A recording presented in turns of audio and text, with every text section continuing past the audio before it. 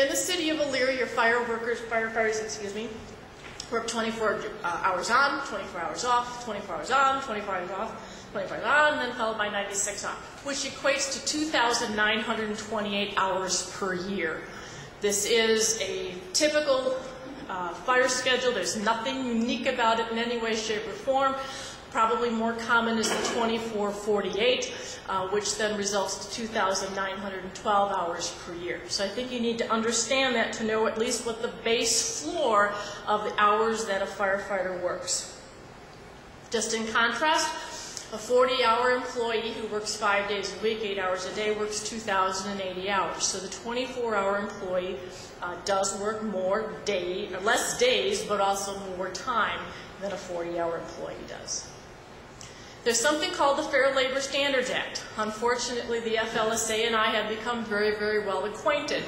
Not only do I do all the FLSA auditing when we go to fire departments or police departments, I also speak on the topic with a very renowned labor attorney out of Milwaukee. The Fair Labor Standards Act says this: for most employees, that if I work more than 40 hours in a given work week, I'm supposed to be paid time and a half. And we're all very familiar with that when it comes to the private sector. However, when it comes to police and fire departments, there's something called a 7K exemption. The 7K exemption acknowledges the fact that police and fire departments work something other than a traditional 8-hour day, 5 days a week. And therefore it says, look, we're now going to put together a table, and here's how many hours you're allowed to work before overtime occurs. And that's something that happens with the determination of a cycle, an FLSA cycle. Right now, your contract theoretically says you're on a 28-day cycle, which means I look at, in a 28-day period, I now need to pay overtime if I work more than 212 hours within that 28-day cycle. By working those hours, you are automatically given 12 hours of overtime, just by working your work cycle.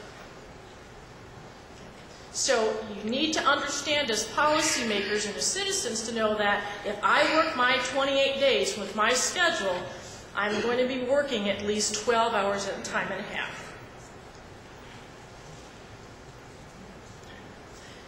Elyria has something very unique, and that is, according to your contract, the longer I have tenure within the organization, theoretically, the less time I am scheduled to work. And I say that in quotations because it doesn't mean that I'm scheduled anything less. It basically, what it turns out to mean that is the longer I work, the more time off I have. So if I'm hired here through my second year of service, I'm technically working 56 hours a week, or the 2,912. Again, we need to, that's adjusted, the 2,912 is really for a 24-48 schedule. It really should be an average of 48 hours. It's 48 hours one week, 72 in the next, and it should be 2,228. By my third year, I'm technically scheduled to work 52 hours, which is 2,704, and I get another 208 hours of what is called here as floating holiday time. And if I have 4+ years, I'm technically scheduled, even though I still work my normal schedule, 50 hours, but I then now earn 312 hours or 13 days of floating holiday time. I will tell you this is very unique. I did do research. The union gave the city a list of comparables when it was looking at negotiating whether or not they were going to lay off firefighters. That list was given to me, and so I used that to compare with what type of benefits were given to those surrounding municipalities. Only Lorain County has, City of Lorain, excuse me, has something of this nature. They have something called leveling off time. Other than that, there is no other municipality in the western Ohio area that has anything that says, okay, based upon my years of employment, I'm going to be getting extra time off other than your traditional vacation and holiday time. Encompassed in those 312 hours to some extent is something called Kelly Days. Kelly Days is a methodology utilized by fire departments in order to help reduce the overtime. Because basically it's saying, okay, within a 28-day cycle, we are going to designate one day that the person is going to be off, which means, therefore, I'm mitigating my 12 hours of overtime.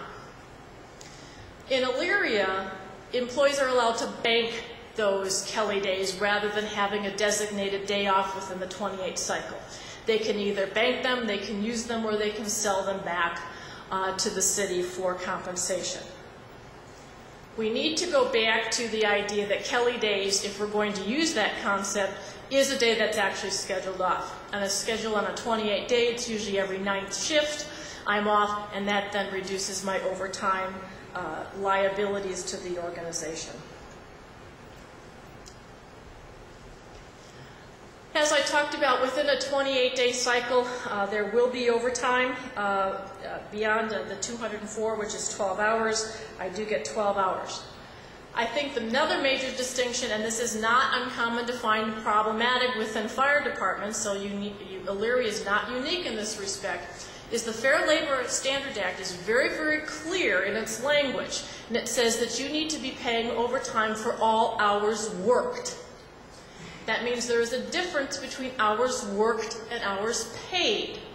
So if I'm working a 28-day schedule and I take a day off for vacation or for holiday, that then should be decreasing my hours worked. And so even if I do come in to substitute for somebody, I'm probably still at my normal benchmark.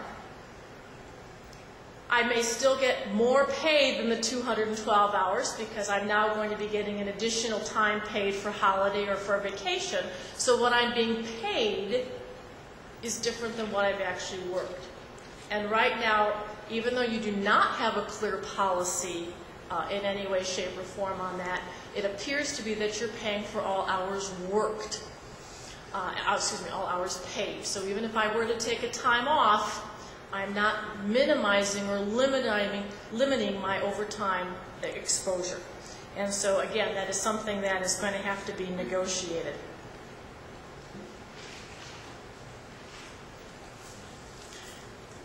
Elyria's contract also has said language that says this: you are going to pay for all overtime that is worked outside of my schedule. So if I'm scheduled to work Tuesday, Thursday, and Saturday, and I'm called in or I substitute for somebody on Friday, regardless of what my time worked is within that 28-day cycle, you are automatically going to be paying overtime for that Friday. And so therefore you need to really take a step back and look at what is FLSA, what is the overtime cycle, and what are you actually paying for within that cycle. Now, obviously, the union at this point in time is not going to like me because that means that there possibly may be a pay reduction. But I think at the same point in time, we need to look at what was the law intended to provide. The law does allow you to go more than what it provides, and that's exactly what you're doing. So the question is that fiscally sound for both, for the city as well as for the community? And obviously, I know the answer when it comes to the fire department. Okay, another interesting issue that is probably unique to your area, because we have done fire audits from Ohio to Pennsylvania and everywhere in between, and I can't say I've seen this one before, and that is the fact that, again, the FLSA says in order to calculate overtime, we need to look at your base salary, your hourly salary, and do another half times, and we pay you at 1.5. That's whether you're a 40-hour employee or whether you're part of the 7K exemption. The question becomes, how do you calculate the employee's hourly salary? A normal situation would be that if I'm a firefighter, and I believe this is a base rate in their 2008 contract, starts out at $47,900. In a typical organization, I divide that by 2,912 hours to come up to $16.45 an hour. At time and a half, that means I'm paying my overtime rate at $24.67. Elyria, instead of dividing it by the 2,912 or by the 2,928, which is what you're actually working, you divide by the 40-hour-a-week standard of 2,080, which means instead of paying $24.67 for overtime, you're now paying $34.56 for overtime. So in essence, your overtime rate is $6.59 more than if you were to calculate it the way the law stipulates.